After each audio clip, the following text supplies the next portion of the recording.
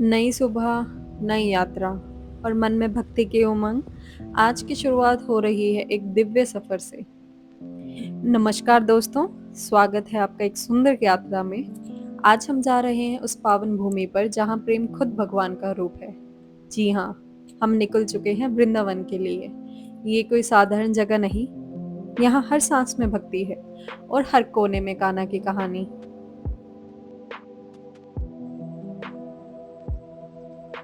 सुबह का टाइम था, घड़ी में सिर्फ 5 बजे थे। चारों ओर एक अजीब सी शांति थी। ना कोई शोर, ना कोई भीड़। बस मन में था एक ही नाम, राधे श्याम।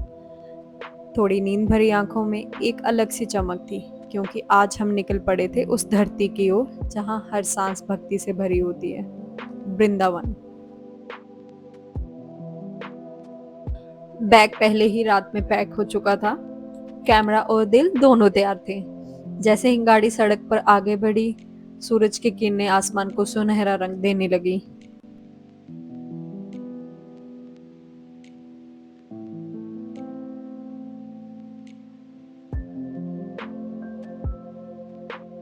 धूप हल्की हो चली थी, सड़कें शांत थी और हमारे हाथ में था घर का बना सैंडविच।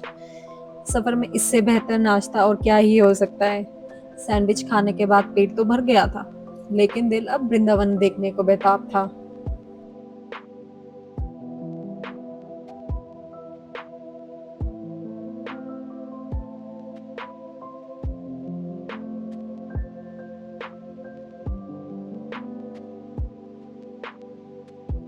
गाड़ी चलती रही और रास्ते के नज़ारे हर मोड़ पर बदलते रहे। कुछ ही देर में दूर से हमें कुछ नजर आया और जैसे जैसे हम पास पहुंचे, हमारी आंखों के सामने था माँ गंगा का दर्शन। शांत बहती हुई गंगा, जैसे खुद यात्रा को आशीर्वाद दे रही हो।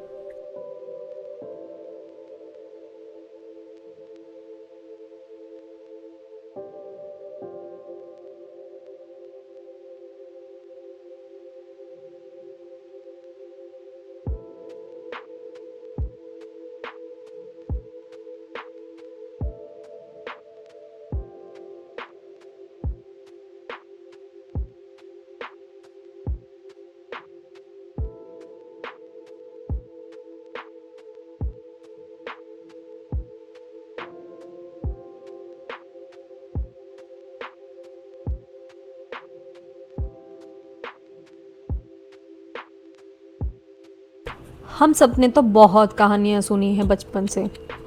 कान्हा की माखन चोरी, गोपियों के साथ रासलीला और यमुना किनारे की वो बांसुरी की धुन। अब पहली बार उस धरती को देखने जा रहे हैं जहां ये सब हुआ।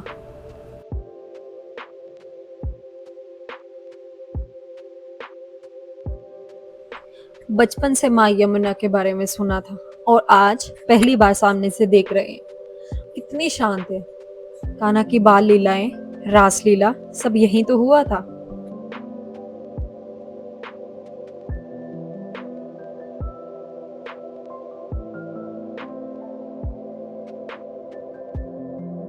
जैसे ही शहर में एंट्री की, सब कुछ बदल गया। शहर का माहौल ही कुछ अलग है।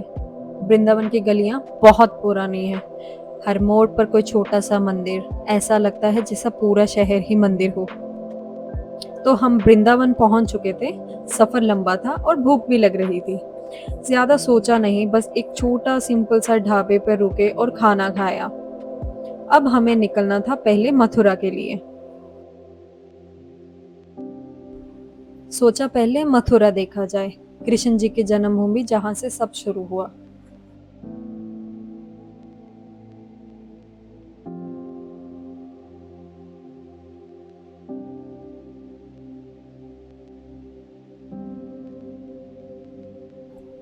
रास्ता ज्यादा लंबा नहीं था, वृंदावन से कुछ ही दूर था। तो अब हम पहुंचे गोकुल, एक छोटा सा गांव। यही वो जगह है जहां हमारे कन्हैया ने अपना बचपन बताया।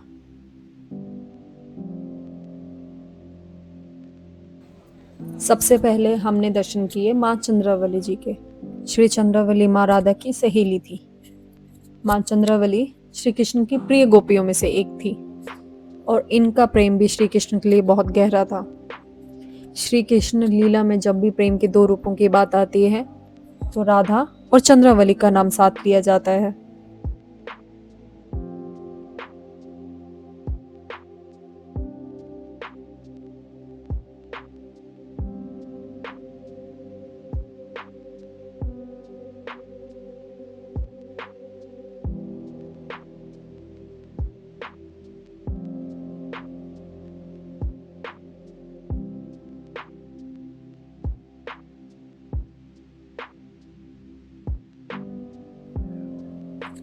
यही एक पुराना नंदालय महानंद भवन है जिसे श्री बलदेव जी का जन्म स्थान भी कहा जाता है। अंदर कान्हा जी, बलदेव जी की मूर्तियां हैं।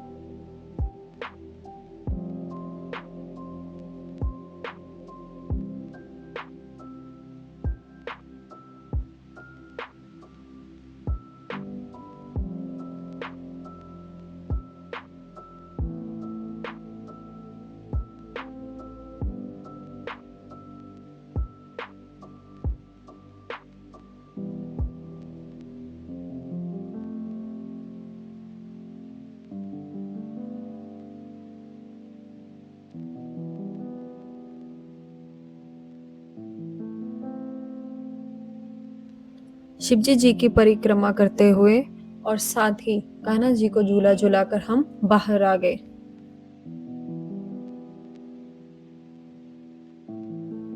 मंदिर के बाहर ही एक लस्सी की दुकान पर एक एक मीठी सी लस्सी पीकर हम अगले जगह के लिए निकल गए।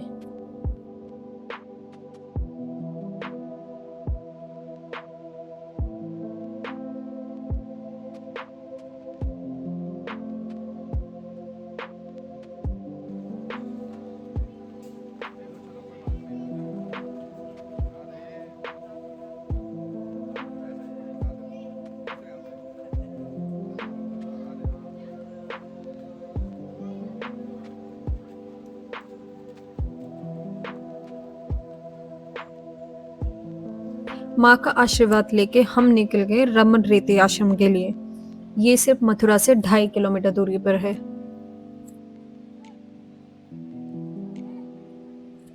आश्रम की टाइमिंग सुबह 7 बजे से 12 बजे तक और शाम को 4 बजे से 8 बजे तक की है।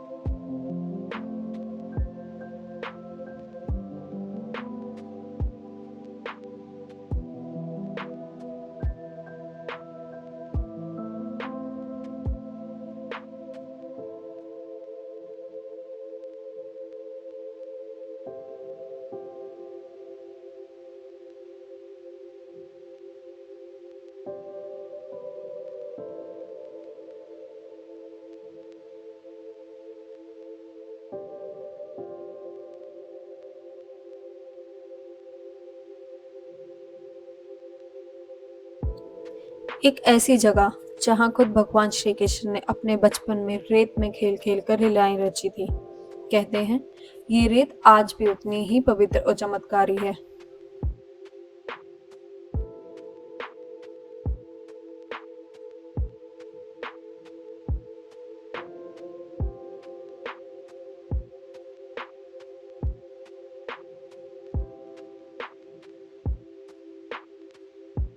यहाँ जो भी आता है सभी श्री कृष्ण का ध्यान करके इसी रेतीली मिट्टी में खेलते हुए नजर आते हैं।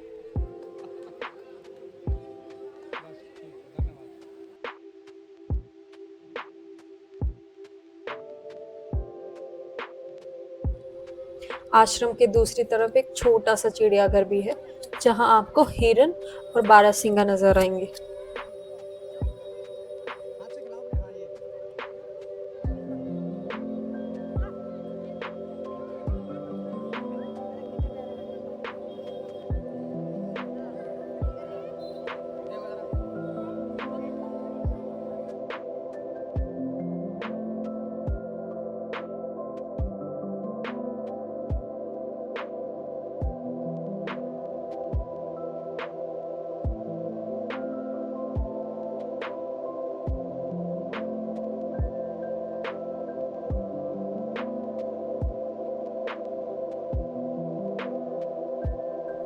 इसी के बाहर आपको 10-20 रुपए में इनको दाना खिलाने के लिए मिल जाएगा।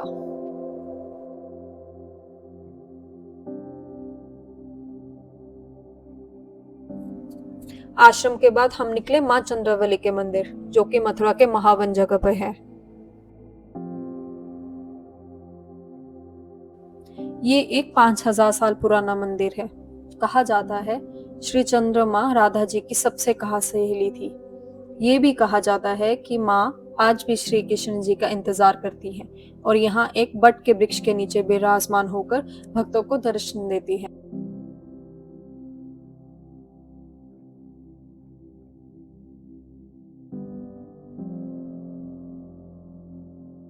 दर्शन करने के बाद हम निकले रावल धाम के लिए।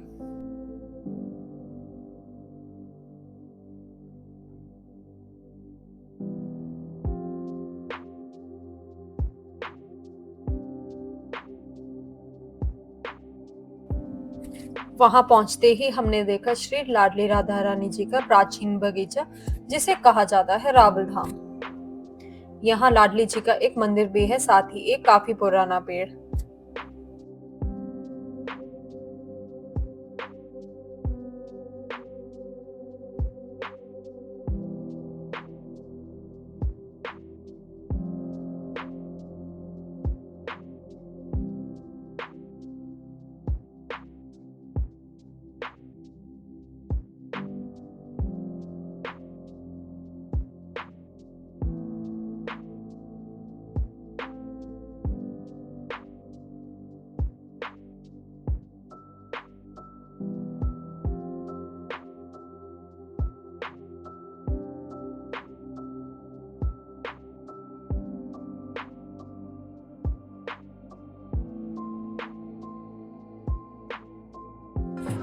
धाम के बिल्कुल सामने रावल राधा रानी जी का प्राचीन मंदिर भी है, जो कि लाडली जी का जन्म स्थान भी है।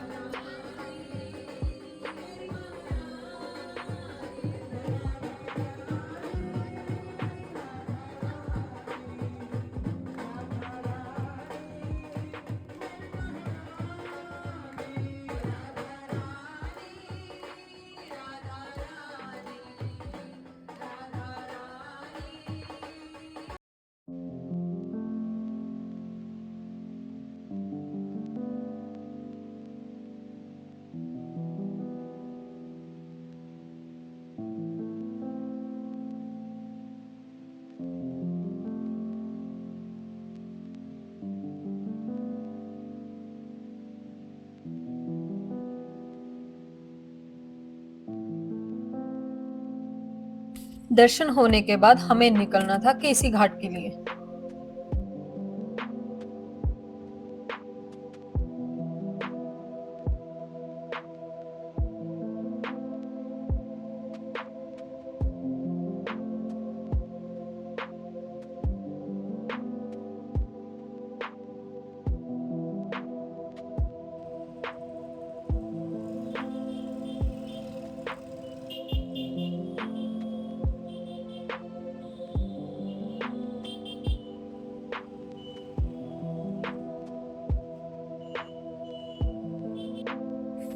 हमें बोटिंग करते हुए जाना था श्री राधा वल्लभ जी के दर्शन के लिए। यहाँ शाम को विश्राम घाट रोज 6 बजे यमुना नदी की आरती भी होती है। हम बोटिंग करते हुए पहुंचे चीर घाट।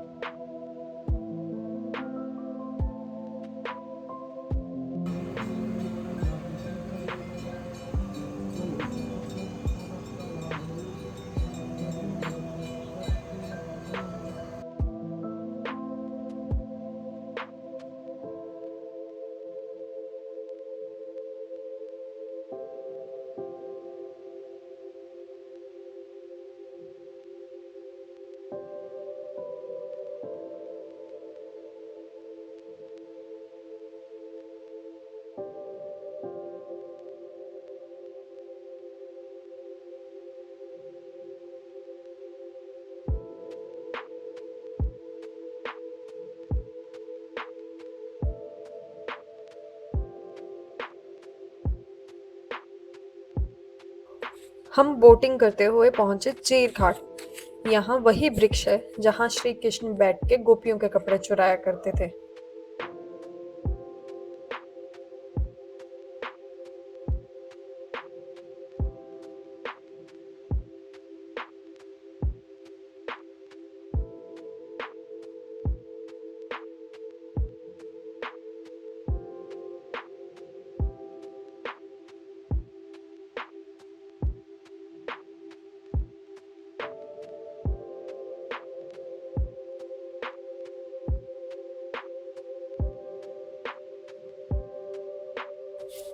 हम रिक्शा से होते हुए पहुंचे राधा वल्लभ मंदिर, वृंदावन के सबसे पुराने मंदिरों में से एक। यहाँ की सबसे खास बात यह है कि भगवान श्री कृष्ण को राधा वल्लभ के रूप में पूजा जाता है।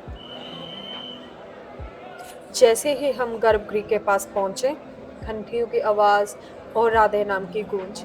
भीड़ थी, लेकिन शांति उतनी ही गहरी।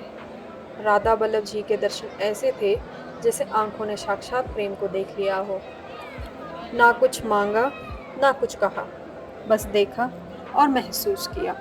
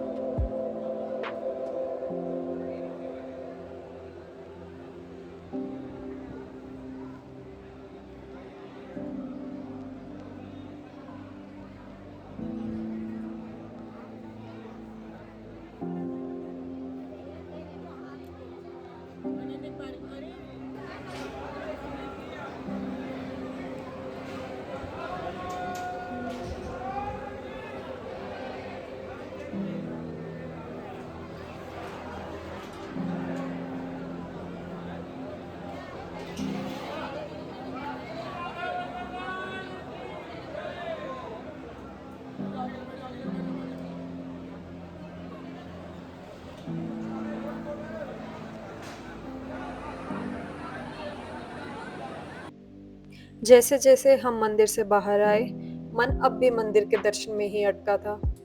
लेकिन वृंदावन की गलियों में चलना भी किसी तीर्थ से कम नहीं।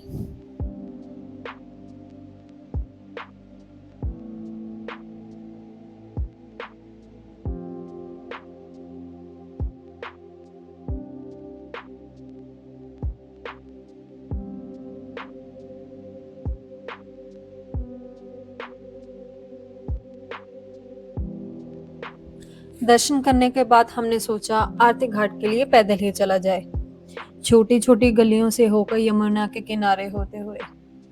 गली में हर किसी के चेहरे पर एक शांति थी। कोई भजन गा रहा था, कोई फूलों की माला बना रहा था, और कोई बस चुपचाप राधे राधे कहता जा रहा था।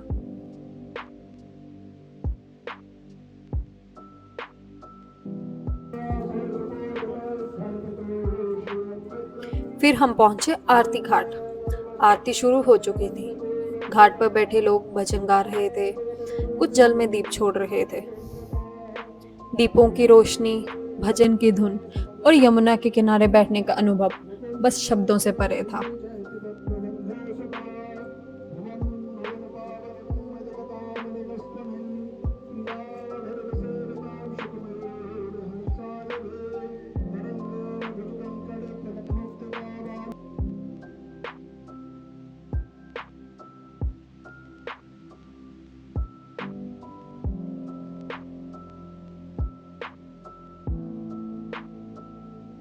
घाट से निकलते हुए रास्ते में फिर वही गलियां मिली, जिनमें अब दिन की भीड़भाड़ कम हो गई थी। रात तो हो चुकी थी और हल्की सी थकान भी महसूस हो रही थी। तो हमने सोचा कहीं जाकर बढ़िया सा खाना खाया जाए।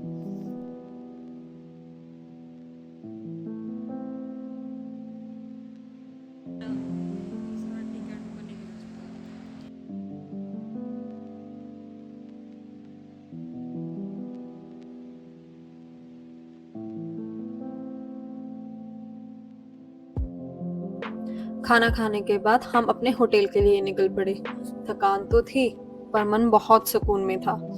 दिन पूरी तरह शांति भक्ति से भरा रहा। तो इसी के साथ ये ब्लॉग यहीं खत्म होता है।